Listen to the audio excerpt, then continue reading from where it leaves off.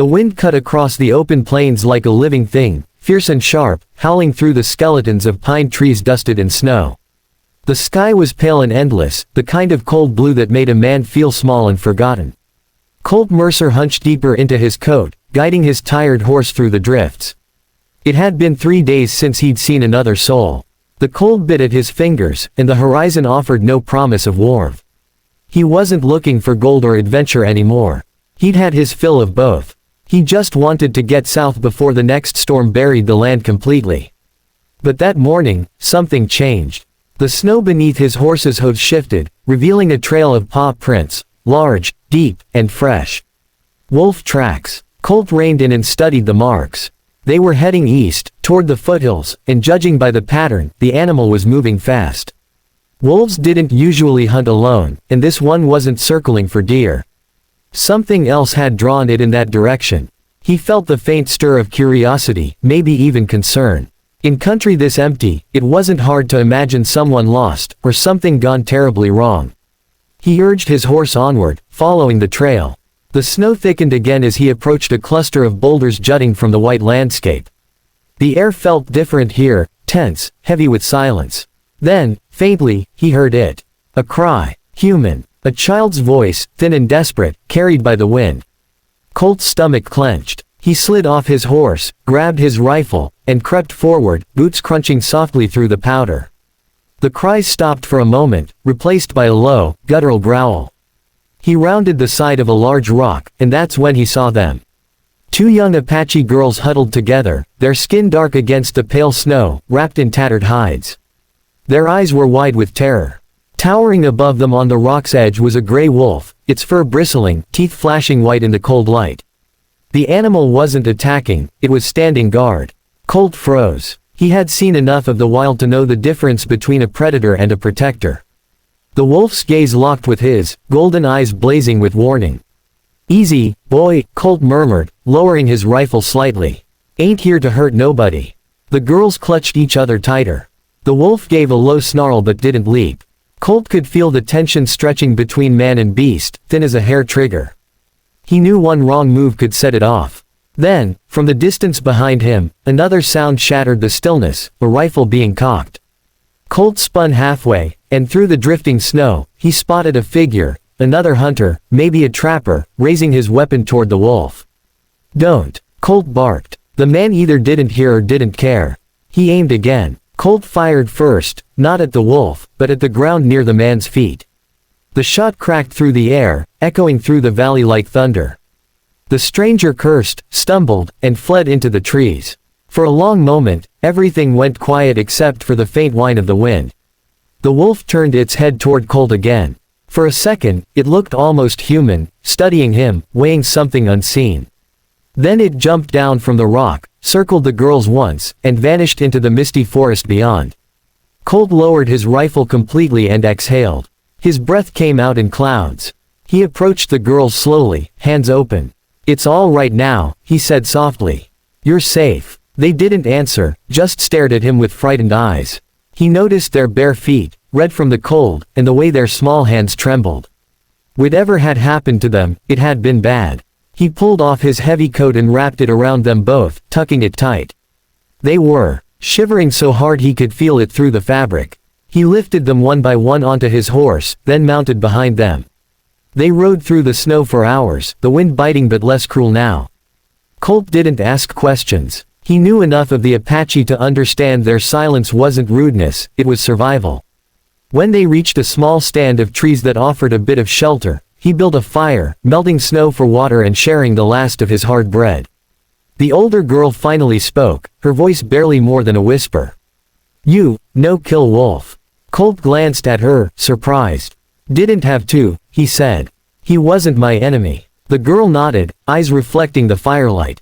"Wolf, friend." He didn't understand fully, but something about her tone made him believe it. Maybe that wolf had been watching over them longer than he knew. As darkness settled over the snowy plains, Colt sat awake, rifle across his knees, while the girls slept near the dying embers. Every sound in the distance made him tense, the crack of branches, the low moan of the wind, but nothing came near. The night seemed to hold its breath around them. He thought about the wolf again. About the way it had stood over the children, ready to die for them if it came to that. He'd seen men in saloons who wouldn't lift a finger for their own kin. But that animal had fought the storm to protect two little girls who weren't even its kind. The thought stayed with him, heavy and strange. When morning broke, the sky was pink with light, and the snow glittered like glass. The girls stirred, blinking at the sunrise. Colt gave them the last of his jerky and pointed toward the eastern hills. "We'll find your people," he said. They nodded silently. The younger one smiled, just barely. It was enough. As they set off again, Colt didn't look back at the boulder or the tracks fading behind him. But in the far distance, from deep within the woods, came a single, echoing howl. Not angry, not mournful, just watchful. And Colt Mercer had the strange feeling that somewhere, unseen, the wolf was still following. The sun rose weak and pale over the frozen plains, melting only the thin top layer of snow.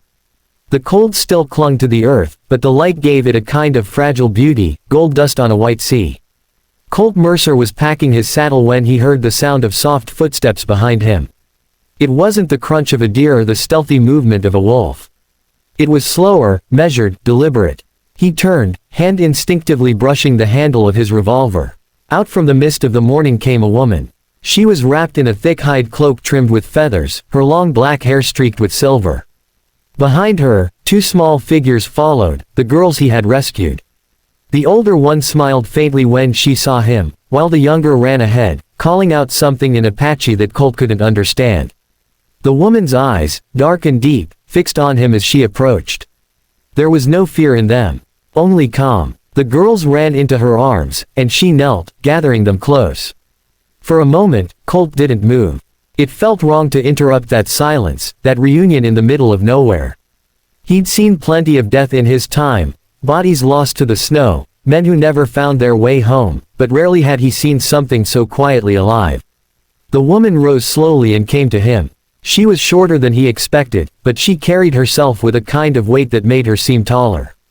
She spoke softly in Apache, then in broken English, her voice low and melodic. "You find my daughters," she said. "You saved them." Colt nodded. "Found them yesterday near the ridge. Wolves were close." The woman tilted her head slightly. "Wolves not kill them. Wolves guard them." He remembered the gray animal standing protectively above the children, its golden eyes fixed on him. "Yeah," he said quietly. "I figured that." She studied him for a moment, her expression unreadable, then reached into a small pouch hanging from her belt. From it, she drew a piece of soft leather tied with a strip of sinew. Inside was something small and heavy. She held it out to him with both hands. "You take this," she said. Colt frowned. "Ma'am, I don't need no payment. Just glad they're safe." The woman shook her head, her eyes narrowing slightly, as though she were seeing past his words, past his skin, straight into the part of him he kept hidden. "Not payment," she said firmly. "Gift." She placed it in his palm. It was a small amulet, carved from stone, smooth and cool to the touch. It looked like a wolf's head, its eyes inlaid with tiny flecks of amber. Strange markings circled its edge, symbols he couldn't read but felt drawn to somehow.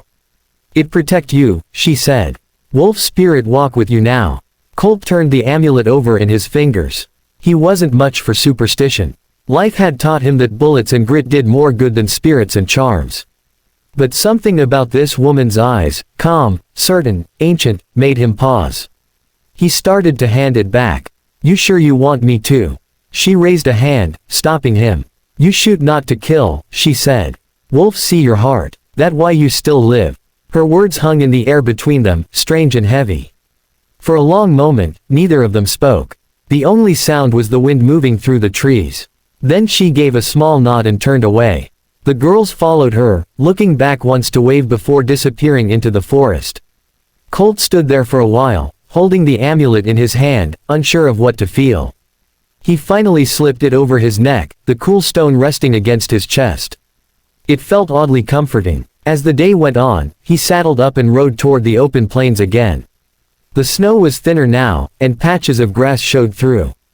He followed no particular trail, just rode where the sky looked clear. But something felt different. The land didn't seem as empty anymore.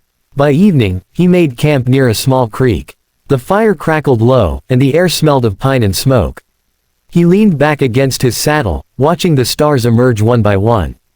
It was the same sky he'd seen 1,000 times before, but tonight, it seemed closer somehow, like it was listening. Then, from somewhere deep in the woods, came a sound. A howl, long, mournful, and low. His horse stirred nervously, but Colt didn't move. The sound wasn't threatening. It was watchful, familiar. He reached up, touched the amulet, and smiled faintly. "Guess you're still out there," he murmured. "Keeping an eye on me." Another howl answered, softer this time, almost like a reply. Days turned into weeks, and Colt kept the amulet close. Whenever he rode through rough country or crossed paths with outlaws, things always seemed to turn in his favor, just barely, like luck had taken a liking to him. He'd hear wolves sometimes at night, always at a distance, never too close. It became a strange comfort. People he met along the trail started whispering stories. About a cowboy who rode alone but was never alone. About a gray wolf seen pacing the ridges above his campfires, its eyes glowing in the dark. Some said he'd tamed it. Others said it was a ghost, a guardian spirit bound by a debt of life. Colt never confirmed or denied it. He just kept riding. One night, months later, he found himself in another storm, wind tearing across the plains, snow blinding his path. His horse stumbled, panicked. The trail vanished beneath the white. But when he looked up, he saw a movement ahead, a gray shape gliding through the storm. Pausing every few yards as if waiting for him to follow. He did. Hours later, the storm broke, and he realized the wolf had led him to shelter, a rocky hollow shielded from the wind. By the time he dismounted and turned around, the animal was gone, leaving only tracks that disappeared into the snow. Colt sat down, hands trembling, the amulet warm against his skin. He thought of the girls, the mother, the promise of protection. He thought of the moment he'd chosen not to shoot, and how that one act had rippled through his life like a wave across still water. Some debts, he realized, weren't meant to be repaid. They were meant to be carried. And somewhere out there, beneath the cold, eternal stars, a wolf watched over him still.